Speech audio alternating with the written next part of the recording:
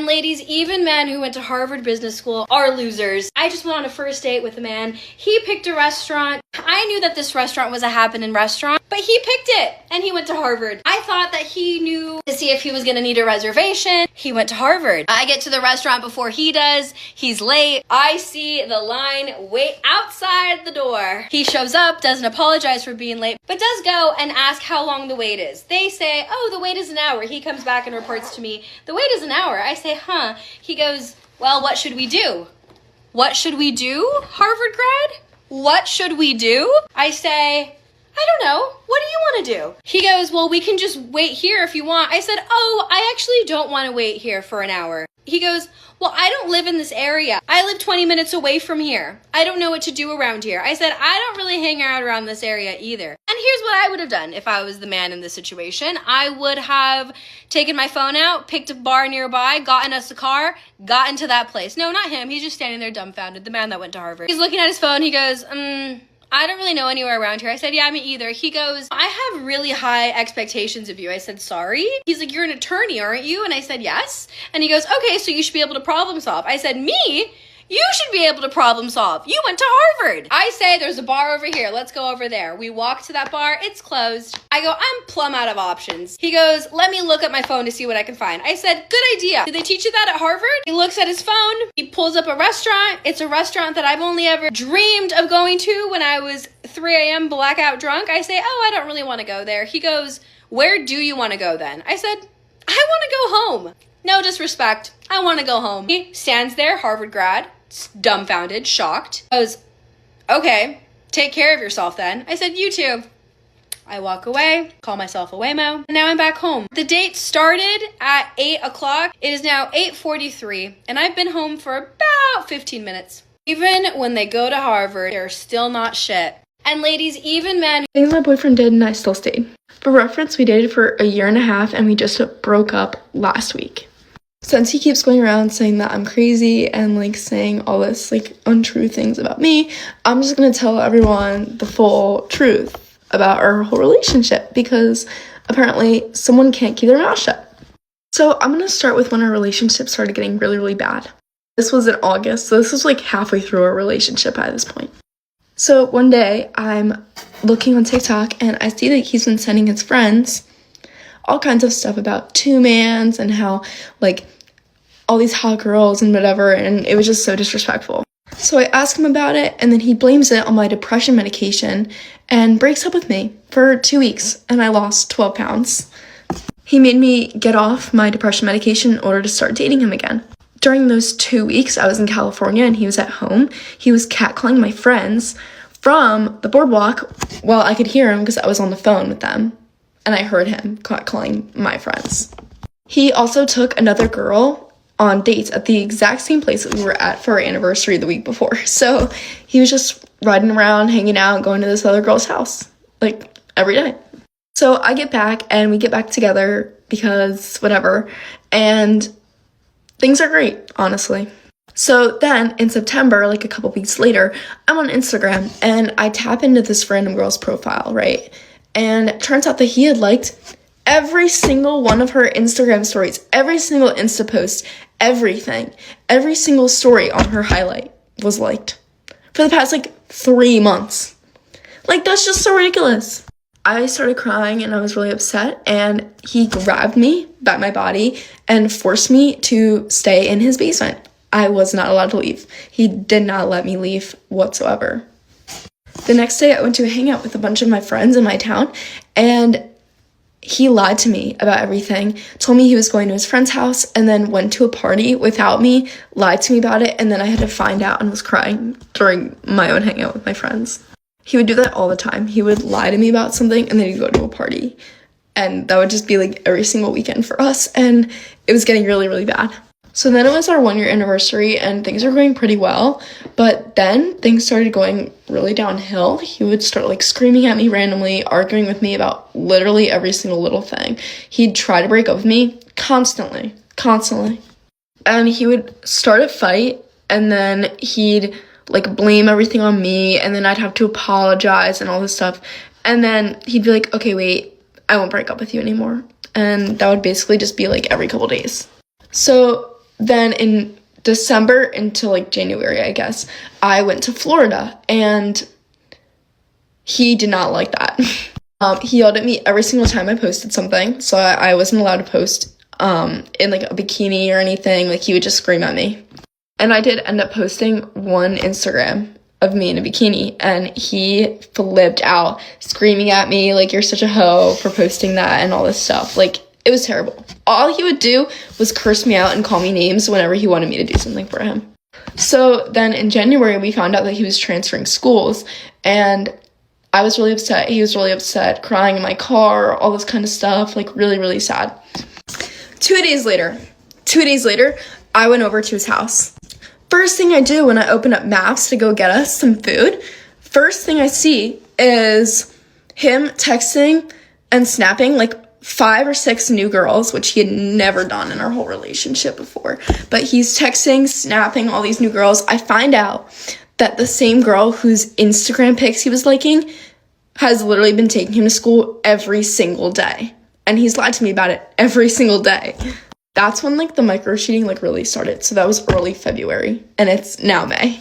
So I tell him, I'm like, okay, like, you know what, I'll let you keep him at it, like, whatever, like, I'm not gonna, like, be terrible about it, but I'm sitting here in his car, like, crying, and I'm like, you told me nothing would be different, like, you told me, like, we were gonna be the same, like, you said that you weren't gonna, like, turn into a different person, and it's 2 days later. So immediately after I had left, I saw him the next day, so I look on Snap. Immediately after I had left, he'd snapped her, and he goes, oh, I didn't mean to, but then he snapped all the other girls, too. So from then on, it was just like that constantly micro cheating on me, constantly. So Valentine's Day happened, and we were getting ready together. We were having a really good time, whatever, getting ready, watching movies. We start getting ready for dinner, and I look on his phone to find a photo, and I go into his deleted folder. I'm like, oh, it's probably in deleted. He looks at me, jumps, like, I'm telling you, I'm sitting on the bed. He jumps on top of me, slaps me in the face because I was holding the phone here, slaps me in the face and grabs the phone out of my hand. Turns out that he had been saying some pretty disgusting things about this senior girl that he was asking for rides. And it was fucking disgusting. So obviously Valentine's Day was ruined, but we still went to dinner because I forgave him, like I always did. That was really when I had started, like, getting kind of concerned about, like, the abusive part of our relationship. There was one time then soon after where I had found him, like, liking someone's post or following someone. I don't even remember what it was. But I was in his room, and he locked me in his room, would not let me leave whatsoever. He was, like, just not letting me leave. Like, literally locked the door to his room and made me sit on the bed, and I wasn't allowed to leave. Very soon after that, it was 3 days to prom, and I had like a really important day, and I was supposed to meet him at this Irish parade in Philadelphia, and basically he got with another girl and ditched me. And when he got home, I called him and I was like, hey, like, how was it? Like I'm kind of upset by you ditching me today, and he goes, oh, fuck you, bitch, and hangs up the phone. So the next day, obviously, we were texting, and he was just like, yeah, I'm so sorry, like, I'll never do anything like that ever again. And an hour later, I got a hey girly text, and it was basically photos, videos, text messages, everything, with my boyfriend cheating on me 3 days before prom. And he, like, literally just, like, wasn't even sorry about it, so I don't even know why, but I got back together with him, and I forgave him. And on prom night, he got mad at me because I wasn't hanging out with him enough at prom because I was dancing.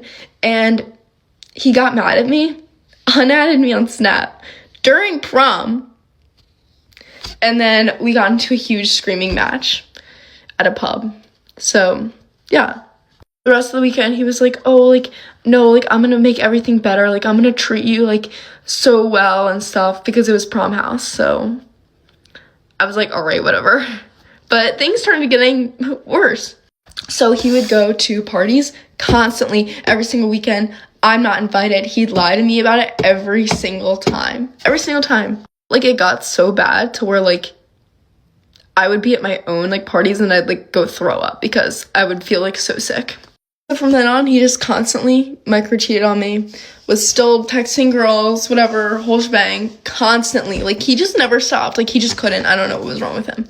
Yeah, and then he just started getting worse. He wouldn't be able to hang out with me or be around pretty much anyone without smoking weed. So I don't think I literally ever saw him sober in, like, a year, maybe, honestly. But yeah, one night he decides to go to his friend's house and there's a bunch of girls there, and he completely lied to me about it. If he wants to hang out and there's girls there, all right, like fine, but don't lie to me about it. And it happened 2 days in a row. Same people, same place, 2 days in a row, and he was still lying to me about it.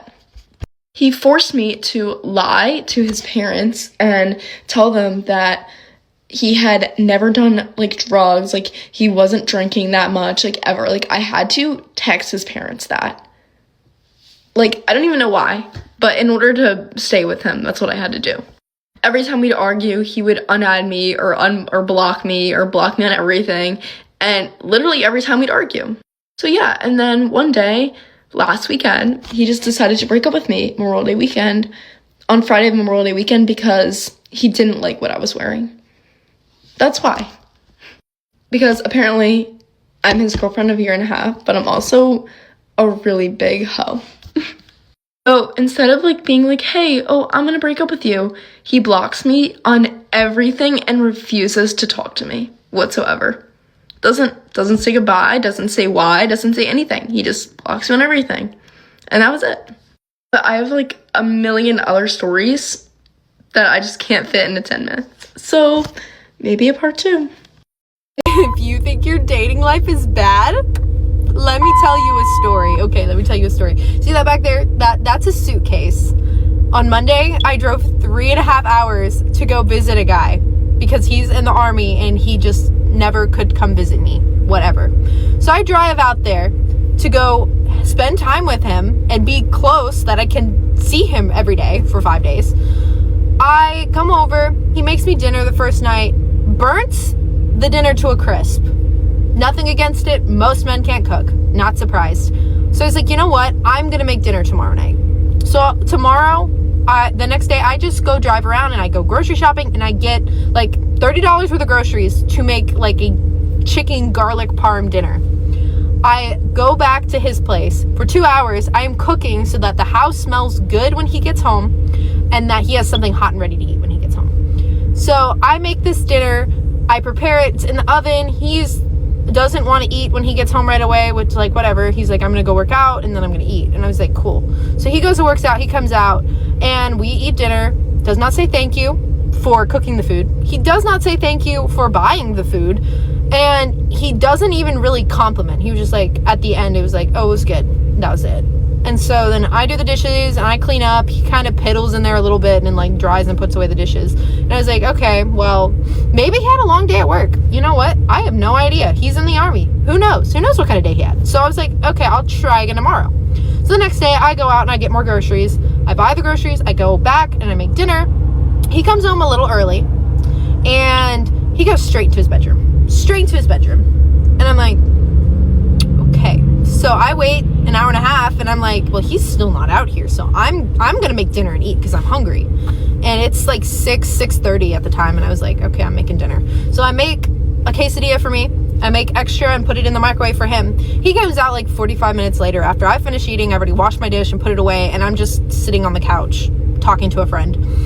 He literally, I was like, hey, dinner, I made dinner, it's in the microwave for you. And he was like, cool. Goes in, grabs it, literally walks right back to his bedroom. Right back to his bedroom and sits in there and eats the quesadillas that I made by himself. And I know I'm really worked up about it because right now it is 10:30 at night and I am going home a day early because I'm not doing this. I'm going to be home at 1 a.m. I don't care. So he comes back out and I was like, so what'd you think of it? And he was like, it was good. Tasted like an actual quesadilla. It tasted like an actual quesadilla because it was an actual quesadilla, okay? It was an actual quesadilla. I was like, okay, whatever. it's fine. I'm not making dinner tomorrow night. I'm just not doing it. I'm not spending more money on this ungrateful man. So he comes back from work and he's like, hey, what you been doing? You just been chilling today? I'm like, yep, just been chilling, calling people back home. They're checking in on me, whatever. And he was like, okay, I didn't know if you made dinner or anything. I'm like, I made dinner. No, I did not. So I was like, do you want to watch a movie tonight? And he was like, well, I think I'm going to just work out and make some dinner. And I was like, okay, cool. So he works out, he burns something in the kitchen for dinner. And I'm literally like waiting to see if he's done and we can watch a movie. Goes back to his bedroom like a troll, like a hermit. And so I go and I sit on the couch and I'm like, you know what? I'm going to watch a movie. So I walk out there to go sit on the couch and select a movie, and I hear this man in his bedroom talking to another woman. And I literally have the receipts on this, but he's literally in his bedroom playing a game, talking to another woman. And like the first night that I came over, he was like, I'm gonna go back and play my game. And I'm like, I wonder if he's just been talking to this chick the whole time. So I was on the phone with my friend. I said, you know what? I'm leaving. I'm gonna just make up some crappy story and I'm leaving. So I packed up all my stuff. I put it by the door and I knocked on his door and I hear him, oh, hold on a second. Somebody's knocking at my door. I'm gonna hang up and I'll call you back. I'm like, somebody's me, that person that drove 3.5 hours and took time off work where she could have been earning money to spend time with you. Yeah, that's that someone. So he opens the door and I'm like, hey, my mom's having a medical emergency. She's in the ER. I gotta go home. Total lie, super fabricated. I mean, I really should have just told him straight up that I think you're boring. I think you have no manners. And why are you talking to another girl in your bedroom? Like, well, one is sitting on the couch, literally in your own home. So yeah, I am currently driving home. I am set to arrive at around 1:30 a.m. back in Mississippi. I'm so sick of dating. I'm so sick of dating because I don't know what it is about me, but I just attract the douchiest men, like the douchiest men. And this is terrible. At least I have enough self-worth, I think, to leave. I'm not going to stick around, but like at the same time, why does this keep happening? What did I do? What did I do wrong? I was never messy. I cleaned his house while he was at work. I swept the floors. I cleaned the kitchen. I cleaned the plastic he burnt off his stove the night before. I cleaned his bathroom. Like, what am I doing wrong? And I'm like, I might be doing too much, honestly. I might be doing too much. It's not that I'm not doing enough. But like, I'm a traditional kind of gal. Like, you open the door for me. You carry my bags. Like, you say thank you if I cook for you. You should want to spend time with me. Otherwise, I don't know why we're even considering dating. Like, this is just, it's bad. It's bad. Anyways, that's my rant. So if you think your dating life sucks, mine's probably worse. It's not that bad because I always get out of it, but like, this keeps happening. And this one is the worst because I actually drove here. He would not even come to visit me. He would not come to visit me first. And I drove here. I spent my gas. I spent my money on groceries. I spent my time cooking and cleaning. And yeah, this is what it has amounted to. So I blocked him, so he's hopefully not going to see this video. But if he does, dude, you got to step up your game because you suck. You are boring. You're so boring. And you need some serious manners, and I don't think you're ready to date because I don't think you know how to treat a woman, or you're just a player and a cheater. So, yeah, I'm disgusted with dating. So the next guy that takes me on a date better impress me, or I might be an old hag that lives by herself with her farm animals. I'm just like, ah! I was literally shaking when I knocked on his door and I was picking up my bag sleeve because I was like so upset. I was like, this is bad. This is bad. So yeah, that is my fun story. I wish it was fake, but I don't even think I have the creative juices to create something like that in my head. But yeah, dating sucks.